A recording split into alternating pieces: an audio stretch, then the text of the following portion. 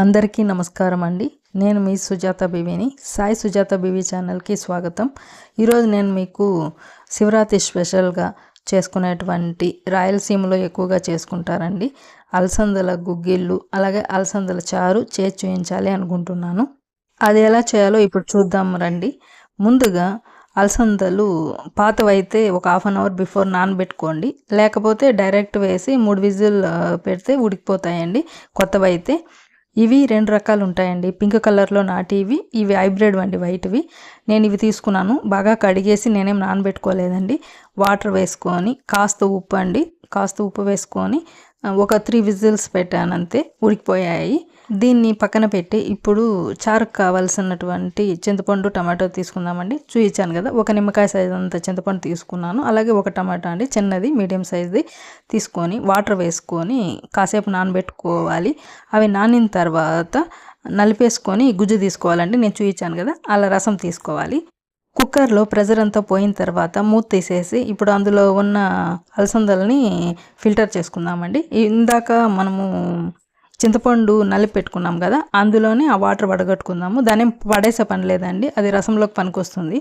ఇప్పుడు వడగట్టుకున్న అలసందలని మనము తిరగబాత పెట్టుకుందాము. ముందుగా కడాయిలో 1 టేబుల్ స్పూన్ ఆయిల్ వేసుకొని అందులో పోపు దినుసులు, ఆవాలు, జీలకర్ర, శనగబ్యాలు, ఉద్దిబ్యాలు అన్నీ వేసుకొని కాస్త ఇంగువ వేసుకొని వేయించుకోవాలి.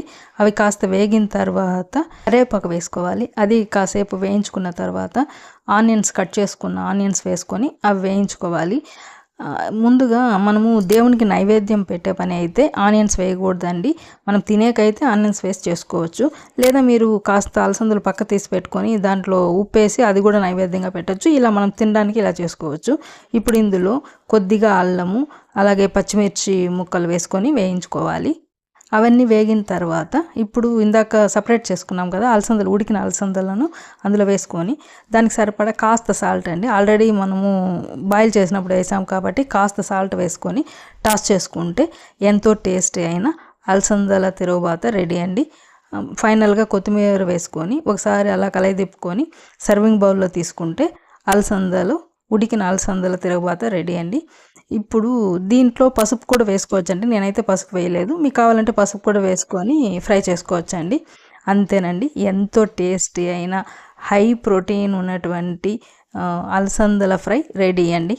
దీన్ని పక్కన పెట్టుకొని ఇప్పుడు అలసందల చారు ఎలా చేయాలో చూద్దాం రండి. ముందుగా అల్లం వెల్లుల్లి పేస్ట్ చేసుకుందాము. చూపించాను కదా, 8-9 రబ్బలు తీసుకొని అలాగే ఒక చిన్న అంగుళం ముక్క అల్లం ముక్క వేసుకొని పేస్ట్ చేసి పక్కన పెట్టుకోవాలి. దాన్ని పక్కన తీసేసిన తర్వాత ఇప్పుడు చూపిస్తున్నా కదా, ఒక 1/2 కప్పు అలసందలు, పచ్చివి కాదండి, ఇందాక ఉడికించుకున్నాం కదా అవి ఆ ఉడికించుకున్నవి 1/2 కప్పు వేసుకొని కొద్దిగా వాటర్ వేసుకొని మిక్సీ పట్టుకోవాలి. చూపించాను కదా, పేస్ట్ లాగా మిక్సీ పట్టుకోవాలి. దాన్ని పక్కన పెట్టుకుందాము.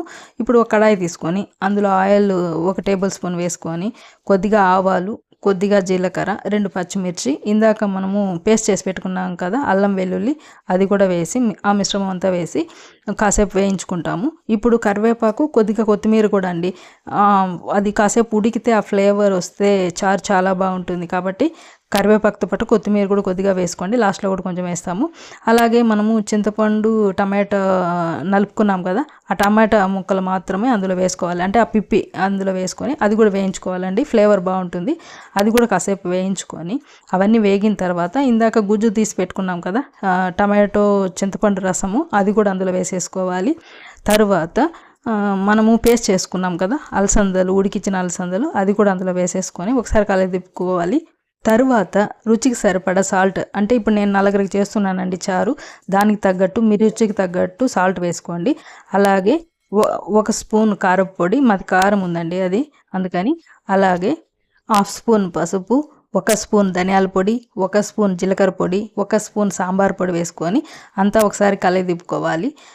అదంతా కాసేపు ఉడకనివ్వాలండి. కాసేపు కాదండి, బాగా ఉడకనివ్వాలి. మనం రసంలాగా తెరులుతానే ఆపేయడం అలా చేయకూడదండి, బాగా ఉడకనివ్వాలి. ఒక 5 మినిట్స్ 8 మినిట్స్ అలా బాగా ఉడకనిచ్చామంటే మన సాంబార్ కన్సిస్టెన్సీ వస్తుంది, అంటే కొంచెం చిక్కదనం కనిపిస్తుందండి, రసంలా కాకుండా.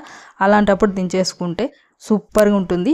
ఈ కండిషన్లో ఉప్పు కారం పులుపు అన్నీ సరిపోయాయి అడ్జస్ట్ చేసుకోవాలండి. నేను స్టార్టింగ్లో ఇంగువ వేయడం మర్చిపోయానండి, అందుకని ఇప్పుడు వేస్తున్నా. మీరైతే తిరగబాత పెడతాం కదా, అప్పుడే ఇంగువ కూడా వేసుకోండి. తినని వాళ్ళు అయితే స్కిప్ చేయండి. తర్వాత చివరిగా కొద్దిగా కొత్తిమీర వేసుకొని అది కాసేపు బాయిల్ కానిచ్చి అది దించేసుకుంటే ఎంతో టేస్టీ అయిన అలసందల చారు రెడీ అండి. చూసారు కదా, కొంచెం ఎమిరింది. అలా కాసేపు ఉడకనివ్వాలండి. చారు కన్సిస్టెన్సీ వచ్చేలాగా, అంటే కాస్త చిక్కదనం కనిపించేలాగా ఉంటే సరిపోతుంది. చాలా సూపర్గా ఉంటుందండి. 3-4 డేస్ నిల్వ ఉంటుంది. ఏమంటే నైట్ బాయిల్ చేసుకొని పెట్టుకోవాలి, అంతేనండి. ఎంతో టేస్టీ అయిన అలసందల చారు అలాగే అలసందల ఫ్రై కూడా రెడీ అండి. దేవునికి నైవేద్యం పెట్టచ్చు, మనము తీసుకోవచ్చు. మీరు చేసుకొని తిని ఆస్వాదిస్తారని ఆశిస్తున్నాను. Thank you so much.